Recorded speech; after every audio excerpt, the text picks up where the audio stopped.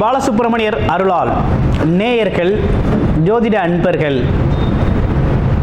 ஆன்மீக அன்பர்கள் அனைவருக்கும் அன்பான வணக்கங்கள். நான் உங்கள் வாழ்க வளமுடன் ஜோதிடர் ஸ்ரீ குரு சுந்தர வடிவேல். இப்போ பார்த்தீங்கன்னா 2025 ஆங்கில புத்தாண்டு பலன் எப்படி இருக்க போகுது அப்படிங்கிறதை பற்றி விரிவாக நம்ம பார்க்க இருக்கிறோம். நம்ம சேனல் வாயிலாக பார்த்தீங்கன்னாக்க புத்தாண்டு பலன்கள், அது மட்டும் இல்லாமல் கிரக பெயர்ச்சி பலன்கள், மாத பலன்கள் அப்படின்னு தொடர்ச்சியாக பலன்கள் நம்ம கொடுத்துக்கிட்டு இருக்கோம். நிறைய பேர் பார்த்தீங்கன்னா நல்ல ஆதரவு தெரிவிச்சுக்கிட்டு வர்றீங்க. அது மட்டும் இல்லாமல் நிறைய ஜாதகங்கள் கொடுத்து நமக்கு பார்த்துக்கிட்டு வர்றீங்க. ஆமாம், திருக்கணித முறைப்படி ஜாதகம் எழுதவும் கொடுத்துருக்கீங்க. அனைவருக்கும் நன்றியும் வாழ்த்துக்களும். இப்போ பார்த்தீங்கன்னாக்க இந்த 2025 4 விதமான பெயர்ச்சிகள், கிரகங்கள் பெயர்ச்சி அடையுது. இப்போ இதில் முக்கியமான பெயர்ச்சி அப்படின்னு எடுத்துக்கிட்டோம்னா குரு பெயர்ச்சி, சனி பெயர்ச்சி, ராகு கேதுக்களோட பெயர்ச்சி அப்படிங்கிற பெயர்ச்சிகள் இருக்குது. இதில் உங்களுடைய ராசிக்கு மெயினாக இப்போ ஒரு விஷயம் ரிலீஃப் ஆகிட்டீங்க. என்னன்னா, இந்த 7.5 சனி அப்படிங்கிற ஒரு பாதிப்பில் இருந்தீங்க இல்லையா, மகர ராசி. காலச்சக்கரத்தின் 10வது ராசியான மகர ராசி எப்போதுமே தொழில், வேலை, வருமானம் அப்படின்னு சொல்லி அதை பற்றியே அசைவு போட்டுக்கிட்டு இருக்கக்கூடியது அமைப்பு கொண்டவர்கள். ஆமாம், கௌரவம், பதவி, பட்டம் சார்ந்து யோசிக்கிறது. ஆமாம், வியாபார ராஜதந்திரங்களை அறிஞ்சு வச்சிருக்கிறது.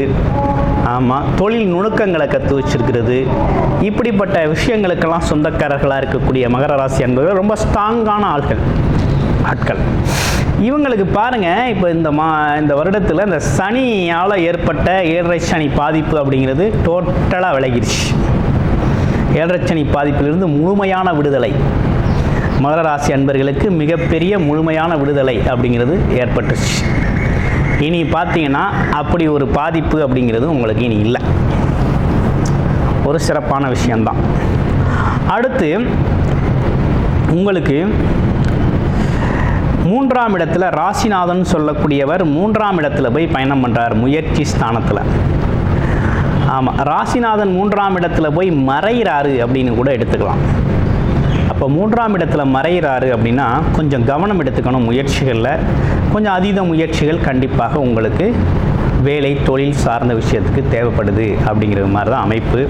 அதே போல் மூத்த, இளைய சகோதர, சகோதரி உறவுகளில் ஒற்றுமை பாராட்டணும் அப்படிங்கிற ஒரு அமைப்பு இருக்குது. பிரிவினைகள் இல்லாது பேச்சுவார்த்தைகளில் பார்த்தீங்கன்னாக்க கவனம் ஏற்படுத்தும் வகையில் இந்த வருடம் அமைஞ்சிருக்கு. அடுத்து பாருங்கள், 2ஆம் இடத்துல ராகு கேதுக்களோட பெயர்ச்சி எப்படி இருக்குது அப்படின்னு பார்க்கையில் 2இல் ராகு, 8இல் கேது. மகர ராசி அன்பர்களுக்கு 2இல் ராகு வந்துட்டாரு அப்படின்னாலே கொஞ்சம் பேச்சில் கூடுதல் பேச்சு வரும். ஆமாம், அதிகப்படியான பேச்சு, அசாத்திய துணிச்சல், எதற்கும் பார்த்தீங்கன்னா ரொம்ப ஸ்ட்ராங்காக உத்தரவாதம் கொடுக்கறது, நம்பிக்கையை ஏற்படுத்துறது, இப்படிப்பட்ட விஷயங்கள்லாம் செய்ய ஆரம்பிப்பீங்க. உங்களோட பொருளாதார சூழ்நிலையும் அதே நேரத்தில் உங்களால் முடியும் என்றால் அந்த மாதிரி பண்ணுங்கள். இல்லைன்னா பேச்சுவாக்கில் அவசரமாக இந்த மாதிரி விஷயத்தெல்லாம் கொடுத்துடக்கூடாது. அடுத்து குடும்பம்லாம் எப்படி இருக்க போகுது அப்படின்னா, ராகு குடும்பத்துக்குள்ளே வந்துட்டார் அப்படின்னாலே வெளிநபர்களை குடும்பத்துக்குள்ள அலோவ் பண்ணாதீங்க. ஆமாம், அதே போல் வெளிநபர்களோட பேச்சு, சொல், செயல் அதை கேட்டு உங்கள் குடும்பத்தில் தேவையில்லாத பிரச்சனைகள், சங்கடங்களை உருவாக்கிக்க வேண்டாம். ஏன்னா கூடவே இருக்கக்கூடிய ஆளுகளை விட்டுட்டு எப்போவோ திடீர்னு வந்த ஆளுக பேச்சை கேட்டு, வந்த ஆளுக செயலை பார்த்து உங்களுக்குள்ள ஒரு குடும்பத்தில் கலகங்களை உருவாக்கிக்க வேண்டாம் அப்படிங்கிற மாதிரி இருக்குது. அதனால் 3ஆம் தரப்பு, 3ஆம் ஆளுங்க அப்படிங்கிறத உங்கள் குடும்பத்துக்குள்ளே அலோவ் பண்ணாதீங்க. அக்கம் பக்கத்து வீட்டு சிக்கல்கள்லாம் உங்கள் வீட்டுக்குள்ளே வராமல் பார்த்துக்க. மற்றபடி வேற ஒன்றும் பெரிய பிரச்சனை இல்லை. வருமானம் எப்படி இருக்கும் அப்படின்னா, வருமானத்திற்கான பல்வேறு வழிகள் கிடைக்கும். பல்வேறு தரப்பட்ட மக்களோட உதவிகள் கிடைக்கும், பல்வேறு விதமான நண்பர்கள் கிடைப்பாங்க. ஸோ வருமானத்தை பொறுத்தவரையில் ஒன்றும் பெரிய குறை இல்லை. அதே நேரத்தில் பழக்க வழக்கம், வருமானம் சார்ந்த விஷயங்கள், பல்வேறு துறை சார்ந்த முன்னேற்றங்கள், தொழில் வாய்ப்புகள் இதெல்லாம் வந்து நிறைய கிடைக்கிது, பயன்படுத்திக்கலாம். அடுத்து 8ஆம் இடத்துல கேது. 8ல் யாராவது ஒரு கிரகம் இருந்து தான் ஆகணும். அப்போ கேது இருக்கிறது ரொம்ப நல்லது. ஆமாம், வீண் விவாதங்கள், வீண் வாக்குவாதங்கள், வீணான பிரச்சனைகள்லாம் தவிர்க்கப்படுது. அதே நேரத்தில் 8ல் கேது இருக்கிறது அப்படிங்கிறது பார்த்தீங்கன்னா கொஞ்சம் தொலைதூர பயணங்கள்லாம் அவங்களுக்கு சாதகமாக முடியும். இந்த மார்க்கெட்டிங் துறையில் இருக்கவங்க, சேல்ஸு துறையில் இருக்கவங்க, அது மட்டும் இல்லாமல் கமிஷன் துறைகளில் இருக்கிறவங்க, இவங்கெல்லாம் கொஞ்சம் திடீர்னு ஒரு பெரிய பொருள் வரவை, பண வரவை பார்க்கலாம். அதே போல் ஆன்மீக நாட்டத்தை கொஞ்சம் ஈடுபடுத்தணும். வாரம் விநாயகர் கோயில் வழிபாடு அப்படிங்கிறது தொடர்ச்சியாக செஞ்சுக்கணும்.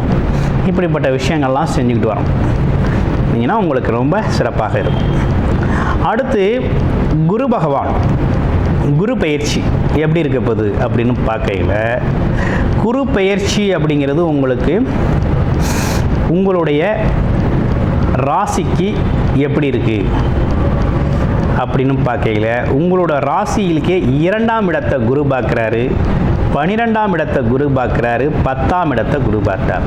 அப்போ 2, 10, 12ஆம் இடங்களில் குரு பார்க்க மகர ராசிக்கு இந்த வருடம் பார்த்தீங்கன்னா குரு பெயர்ச்சியால் தொழில் முன்னேற்றம் அடையுது. தொழில் மூலமாக வீட்டுக்கு நல்லதொரு வருமானம் வருது. வேலை, தொழில், வியாபாரம் சார்ந்த விஷயங்கள் மிகப்பெரிய லெவலில் சக்ஸஸ் பண்ண போகிறீங்க, வெற்றி அடைய போகிறீங்க.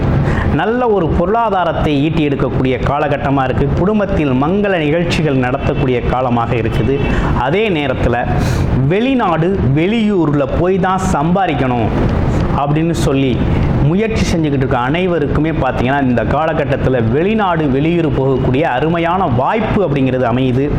மருத்துவமனை செலவுகள் குறையுது. ஆமாம், அதனால் விரய செலவுகள் குறையக்கூடிய காலகட்டமாகவும் இந்த காலகட்டமாக இருக்குது. அப்போ மகர ராசியை பொறுத்த வகையில் தொழில், குடும்பம், வருமானம் சம்பந்தப்பட்ட விஷயங்களில் மிகப்பெரிய அளவில் முன்னேற்றத்தை காண போகிறீங்க.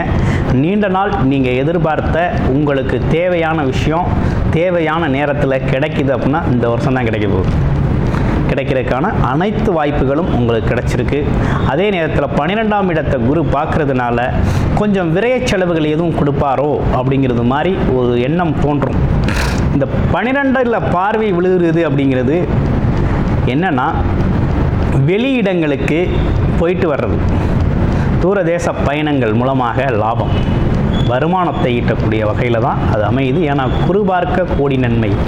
குரு பார்த்தாலே நமக்கு நன்மை தாங்க. பல்வேறு வழிகளில் நமக்கு நன்மை தான் சேரப்போகுதே தவிர கெடுதல் அப்படிங்கிறது அதன் மூலமாக வந்துடாது.